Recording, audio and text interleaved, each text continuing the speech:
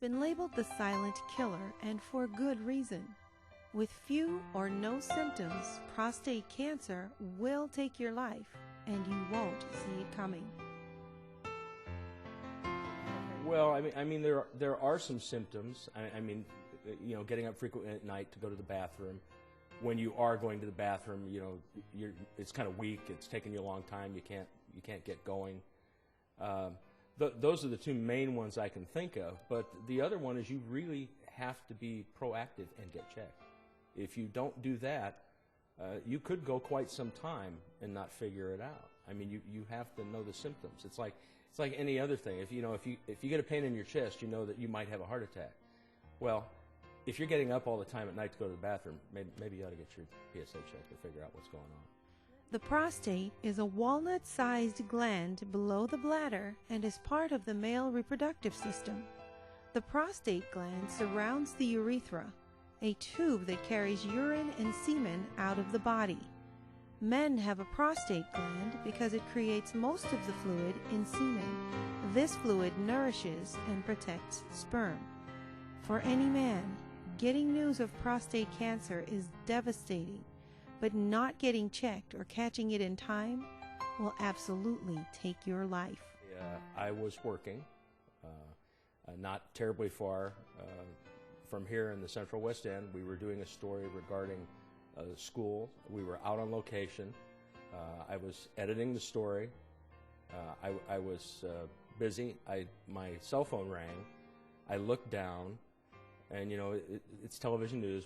We're always like behind. We have to keep hurrying. I said, you know, folks, I've got to take this call. And I stepped out of the live truck, and my urologist was on the other end. And he said, well, Steve, I'd like you to come to the office. I said, you know what, doctor, I'm a big boy, and I don't have time for this. Just tell me what you got to tell me. And he told me, he said, well, you have prostate cancer. I said, all right, what's the next step? He said, you need to make an appointment. You need to come in and talk to me. You need to bring your wife and do that, you know, first thing in the morning. I said, okay, I'll do that. I closed my cell phone. I went back inside the truck. I continued to edit. I did the 2 live shots, and I drove back to the television station and went home. And I think all the time that I was driving home, you know, I knew the toughest part was going to be telling my family. I think it is for everybody. Because I still think that it's easier for me to have prostate cancer than it is for them to deal with the fact that I have prostate cancer. But you know, it is what it is. You have to push forward.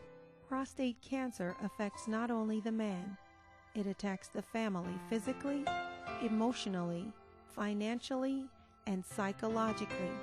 When the man has prostate cancer, the family has prostate cancer. I sat my wife down and I told her, and she said, well, we're going to do whatever we have to do to get this right. You know, we're going to move forward. And then I brought both of my daughters over. I don't know whether it was that night or the next day, and I told them. And they pretty much have the same proactive idea. And one of my daughters is a registered dietitian, so she's got a fair amount of medical knowledge, so she kind of understands the situation probably better than the rest of the family. And we just move forward from there. I mean, we kind of move forward as a family. That's what we do. Prostate cancer does not play favorites. It is not prejudice.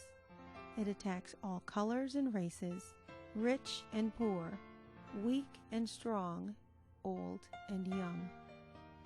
Well, openly and honestly, because of men like Minister Farrakhan and Rudy Giuliani, John McEnroe, the great Nelson Mandela, they were talking about their battle with prostate cancer.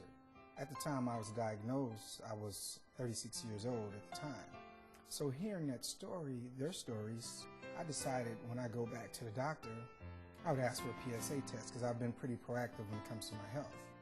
And when I asked for it, I got the test. Usually, like most of the time with women, it is with men, if you're under the age of 40, usually they won't give you the PSA test or women with the mammogram. But this particular nurse practitioner, Kathleen Choate, she's one of my guardian angels, she had given me the test. And after she had given me the test, I had a complete blood count, and everything came back near perfect, but the PSA was elevated. So it was like, I think it was at a 5 at the time. So she said, Mr. Muhammad, come back in 30 days, let's retest you on your PSA, which stands for prostate-specific antigen. So we did, and the numbers kept rising. So she said, well, you want to make an appointment to get a digital rectal exam? I said, no, we'll do it right now. And I did that, and she said my prostate felt swollen. And so that's how I discovered that I had prostate issues. And then I went to another primary care physician, and then my numbers kept rising. The PSA continued to rise, so it was like 5.56. So that was June, July. So in August, I knew I was in trouble. What in particular, I had no clue. So then that's when I made an appointment with Dr. Arnold Bullock at Bourne's Jewish Hospital. Silently, viciously, relentlessly, prostate cancer invades the body, and unless it is discovered, prostate cancer destroys lives.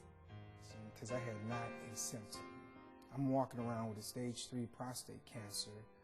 4 is usually when they can't do much for you, and I had no clue I was sick, not one symptom. Even a healthy body can be attacked by prostate cancer. But when I got the phone call, I was shocked because I had never had a sick day in my life. Although prostate cancer can be deadly, getting to a doctor and getting diagnosed can save your life. Well, what led to that diagnosis was a simple phone call. The phone call that many prostate cancer survivors get from their urologist indicating that I had a very, very aggressive form of prostate cancer. On the Gleason scale for grading the disease, I was graded at a stage 2 and at a stage 9 on the Gleason scale.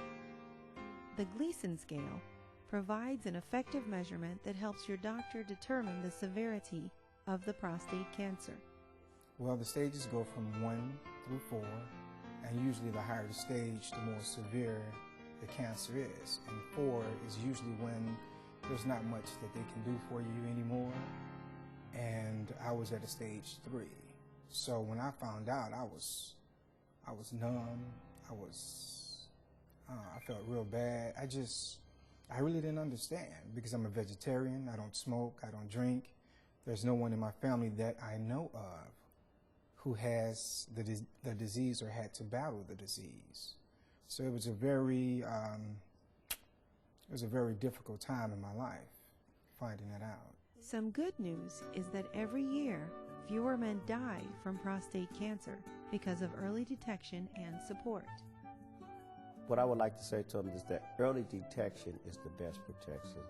If this disease is detected early, then the survival rate can get greater. So we have to have an understanding on how important it is to get into that doctor's office and get that simple blood test, because it's that simple blood test that might save your life. There are 2 important steps in fighting prostate cancer. Step number 1 is getting tested and diagnosed. Step number 2 is finding support to fight the disease. I started lending myself to groups and organizations throughout the city of St. Louis that were working on prostate cancer awareness. Yet, Brother Shaheed himself was still damaged from the disease, emotionally and psychologically. And I know deep down inside that I needed help. So I started looking for a support group to kind of help me through my journey and my battle with this disease. I contacted the American Cancer Society as well as some other agencies, but there was no support group in the urban community to help men as they battle this disease. So myself and my very good friend, Brother Isidore Wayne, we decided to start our own support group, that would help men as they battle this disease. So we started with 2 prostate cancer survivors. And in 1 year, this group grew from 2 survivors to over 100 prostate cancer survivors, helping them and their families as they deal with this disease called prostate cancer. The Empowerment Network really grew out of a need.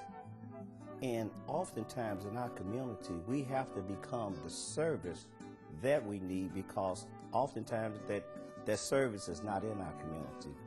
The Empowerment Network was born out of that concept. out of a need to empower families with information and education. The mission of the Empowerment Network is to reach out. The mission of the organization is to provide cancer outreach and advocacy, and support for families and men in our community.